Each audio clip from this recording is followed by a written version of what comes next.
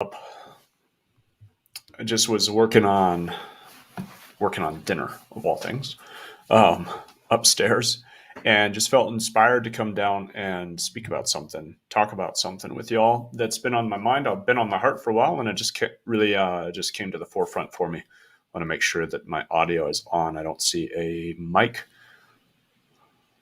showing me that I'm good, but it looks like I'm set. But the sales is abuse. There's a lot of sales that's just straight. The tactics out there, the old tactics are just straight up abusive. You know, and if you don't know, right, most of you know, I'm a sales coach and trainer. So sales is my game, but I avoided it. I hated it. I did not want to get into this for a long time because I just thought like sales is disgusting, honestly.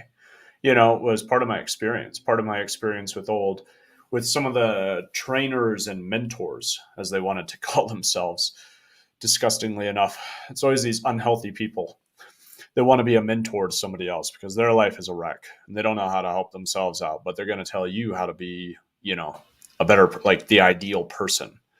And, yeah, always baffling to me as I've always been, and I've taken for granted in myself being a very observant person. I observe, I watch, I evaluate everything and everyone around me. So I suppose that's part of what makes me good, not just at sales, but also as good as a coach and a teacher of sales, is because of that ability of mine to evaluate. So anyway, in the end, when I was in the trenches, as it were, not that I'm not now in my own way, of course, with my own business, etc., very much in the trenches now, growing this, and appreciate all of your support and just for being a part of this journey with me. But my mission behind this is to shift the damn industry because it's full of abuse and it's sick. And if you've experienced it, you know exactly what I mean. I was just having a conversation with somebody about that today. He was saying how there's been so many times where he's been interested in the product, whatever it was, something just interested in the product, ready, interested, probably going to buy, and then has a terrible sales experience and turns it off. Done. Never going to go back. Never going to buy that thing. Never going to, right? It's over. And and for whatever reason that's been pushed as the industry norm is go for no, assume the sale, and treating people like dollar signs, which is disrespectful to the other human being, which to me is sick, right? And we're seeing it's disturbing to disrespect another human being, and we see that issue of disrespect across many different uh, strata, or areas of our culture, of our society, of life, and the damage that has, right? When you disrespect another person based on some kind of judgment or stigma. And it goes on in sales all the time. And unfortunately, it's just taught that way. And it's just taught, oh, that's just how you do it. And I think that that's completely wrong. There's a very different way to approach sales, which is just how you approach a human being with respect. And when you approach somebody with respect, they appreciate that respect and they reciprocate that respect. And when you listen and you hear, right, to listen to hear, more importantly, rather than to respond, which is the most obnoxious asshole tendency that a lot of these old salesmen have, which is just listening to respond, listening and trying to twist everything that you're saying around to say, well, this is how I'm going to sell you. If you listen to hear, sometimes you're going to listen and you're going to hear a reason why that person shouldn't buy why they're not a good fit. You have to be ready to turn people away. Always be qualifying, stop closing. Right. And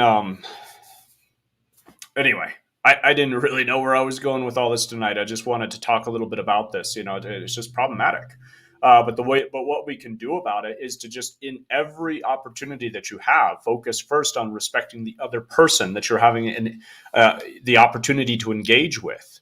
And it'll be transformative to your sales process. It'll also be transformative to your work, whatever work you're doing. Of course, I work most specifically with coaches and consultants to help them make more sales, sign more customers, more clients, so that they can make a bigger impact in the world. That's what it's about, is to serve more people. And when you go into it with the mentality of who can I serve? How many people can I help? Not how many dollars can I make? It really changes. And the dollars happen and it's great. And there's nothing wrong with it. I don't want, I'm not going to, Don't get stuck in some kind of like scarcity place and worried that, oh, I can't make money, because that's not, yeah, make tons of money. But don't go at it looking for the money. Don't go out there with the whole like, who's got my money kind of thing, but really look, who can I help? Because if you start there, you're qualifying. If I can't help somebody, if I can't help you, I'm not going to try to sell you something. I'm not going to pitch you anyway. I hate selling. Really, honestly, I hate selling. What I love doing is solving people's problems. What I love doing is seeing when somebody's stuck and I know that I have exactly the perfect thing that's going to help them move forward, then I want to help them see that. But most importantly, explore with them and bring them to a place of clarity to understand, is this really the best thing for you? When you do that, that's a relationship of respect, of mutual respect, right? They feel respect, because if I have the respect for my prospect to facilitate their own journey, that's going to carry through. I think that speaks volumes for the way that the whole coaching relationship is going to go. And it's the same for all of us. If you're selling services or coaching, whatever, the sale is it's the beginning of the relationship. So if you poison the sale, you're going to poison the rest of the relationship. Like you're setting the expectation for how the rest of the relationship is going to go with how the sale goes. So if you do a crap job of not listening and just pitching, especially as a coach, you will not sell. If you cannot hear, what is not heard is not healed. If you won't listen, you won't sell. So again, abuse. Here's the biggest thing too, is the people out there that are the big, bad, heavy closers that are just like, if you've dealt with any of these people, you know what the feeling is like, where you just feel like you're constantly getting just shut down and just pushed along and shoved along. And I hated working under these people because I just felt like I was always being disrespected. And this idea, just get over your excuses, go push harder, all this stuff. They're oppressive and suppressive, right? And so the real issue is they don't know how to listen to themselves. So of course they don't listen to their prospect. So they treat objections as something to be overcome, dominated, beat down, not something to be elicited, explored, and healed. Your objections aren't necessarily excuses, right? We all make excuses, and excuses are to be explored, not to be shut down. Don't shut and don't shut other people down for making an excuse. If you're making an excuse, there's something there needs to be explored and healed and resolved and moved past.